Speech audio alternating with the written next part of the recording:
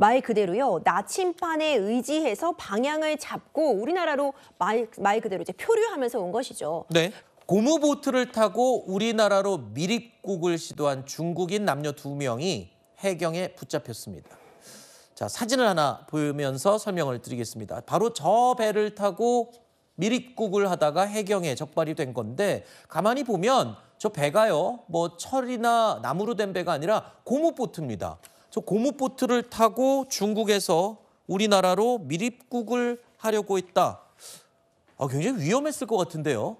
그렇죠. 거기다가요. 이 해당 고무보트는 내비게이션과 같은 장비도 전혀 갖추고 있지 않았습니다. 네. 말 그대로요. 나침반에 의지해서 방향을 잡고 우리나라로 말 그대로 이제 표류하면서 온 것이죠. 네. 그런데 이게 말같이 쉽지 않잖아요. 네. 고무보트니까 제대로 된 어떤 운행 장비도 없었을 것이고 나침반만 의존해서 오다 보니 말 그대로 휩쓸려 내려오게 된 겁니다. 네. 한 20시간 정도 이게 운행을 했는데 무려 이동한 거리가 234km에 달한다고 합니다. 어이구야. 우리 인근 이제 선박에서 이상한 지금 고무보트가 운행을 하고 있다 이런 신고를 받고 결국 붙잡히게 된 거죠. 아니 근데 목적지가 있었던 것 같아요. 중국 사람 2명 남녀가 우리나라에 이렇게 목숨을 걸고 오려고 했던 이유 뭡니까?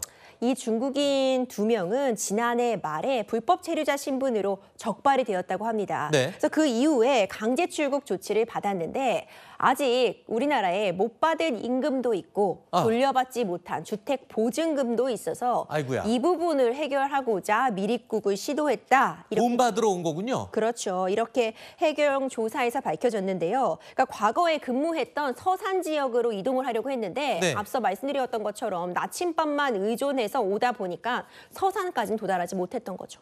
엉뚱한 데로 갔군요. 아니 그러면 저 사람들 그러니까 참 그러니까 체불임금도 있고 집 살던 보증금도 못 받고 급하게 말하자면 추방당한 거잖아요. 그래서 내 돈 좀 돌려받으려고 저렇게 목숨을 걸고 왔다. 저 받을 수는 있나요? 그러면 저 체불임금이랑 그런 거? 사실 근로한 대가라고 한다면은 받아가는 게 맞겠죠. 네. 하지만 중요한 점은요. 불법 체류였다는 신분의 그런 변동성은 없는 것 같습니다. 집보증금은요? 그 부분도 사실 정상적으로 돌려받을 수 있는 게 맞겠지만 네. 막상 소송을 제기하려 한다면은 계약서가 제대로 작성되어 있는 것인지 어려움이 있을 수 있거든요. 하지만 불법 체류자였기 때문에 정상적인 방법으로 근로한 것도 아니고 정상적인 방식으로 임대차 계약 썼을 가능성 매우 낮아 보여서요. 네. 제대로 적법한 절차를 거치고 우리나라에 와서 근로하는 것이 가장 중요하겠다 싶습니다. 네. 사연은 좀 안타깝지만 그렇죠. 기본적으로 불법 입국, 불법 체류였기 때문에 모든 게 전제가 이제 불법이기 때문에 정당한 돈을 받아갈 수 있을지는 좀 미지수인 것 같습니다.